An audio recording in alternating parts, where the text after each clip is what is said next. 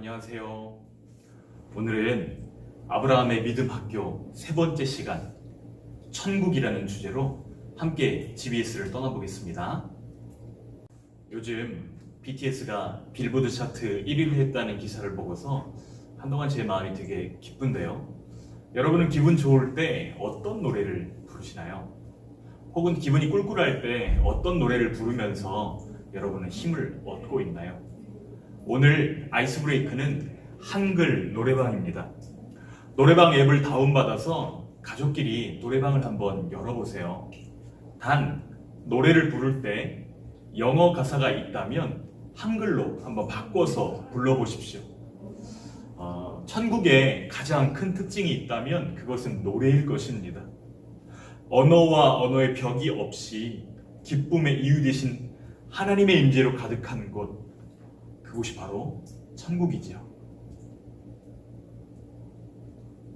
지난 휴가 기간에 저는 강릉에 있는 사천해변을 다녀왔습니다.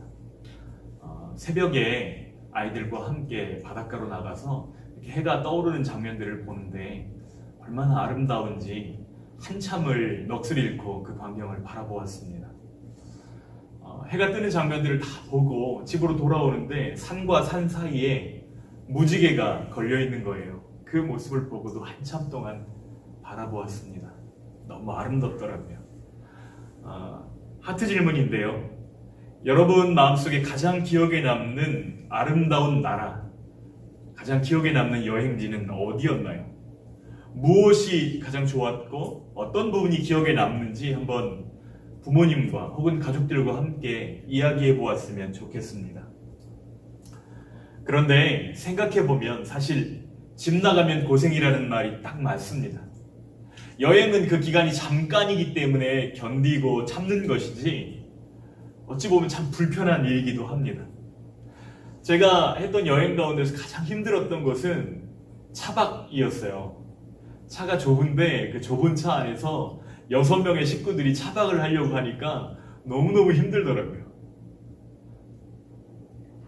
아브라함의 삶도 이곳 저곳 천막을 쳐야 되는 그런 유목민의 삶이었습니다.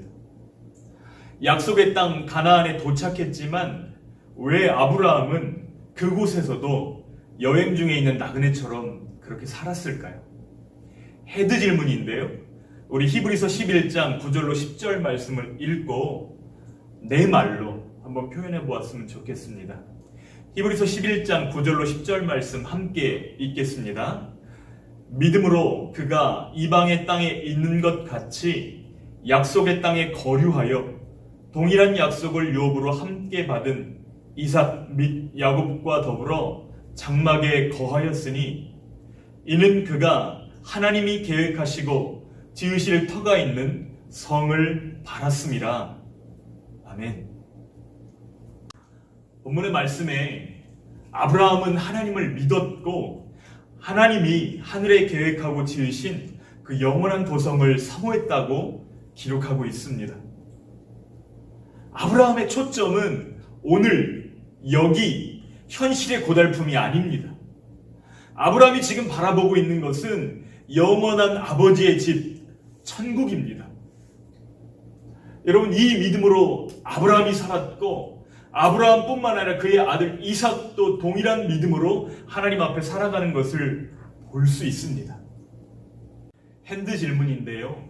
믿음의 증거입니다. 믿음이 조롱당하는 시대 속에서 나는 어떻게 천국을 보여줄 수 있을까요? 보여달라고 이야기합니다. 그런데 우리는 알고 있습니다. 보이는 것이 전부는 아닙니다. 농부가 가을 들판이 보이지 않아도 씨를 뿌립니다. 열심히 잡초를 뽑습니다. 보이지 않지만 그 모든 일들을 믿음으로 하는 것입니다. 같은 히브리서 11장에 보면 노아의 이야기가 나옵니다. 아직 홍수의 심판이 눈에 보이지 않습니다. 아직 보이지 않는 홍수의 심판을 하나님의 약속을 믿고 그것이 실행될 것을 믿음으로 방주를 지은 것처럼 아브라함 역시 약속의 땅에 살지만 이곳이 종착지가 아니라는 것, 이것을 믿었습니다. 예수 믿는 나에게 영원한 천국을 예비하심을 믿으며 세상에서는 아직 보이지 않는 것들이 참으로 존재한다는 것을 보이며 살아야 되는 것이 우리의 사명인 것이죠. 히브리서 11장은 믿음의 명예의 전당이라는 별명이 붙어 있습니다. 명예의 전당은 어떤 곳이죠? 예, 맞아요. 기억하고 도전하는 곳입니다. 히브리서 11장은 그런 의미에서 우리에게 큰 소리로 외치고 있습니다. 너희도 믿음의 선진들처럼 살아야 한다고 외치는 것입니다.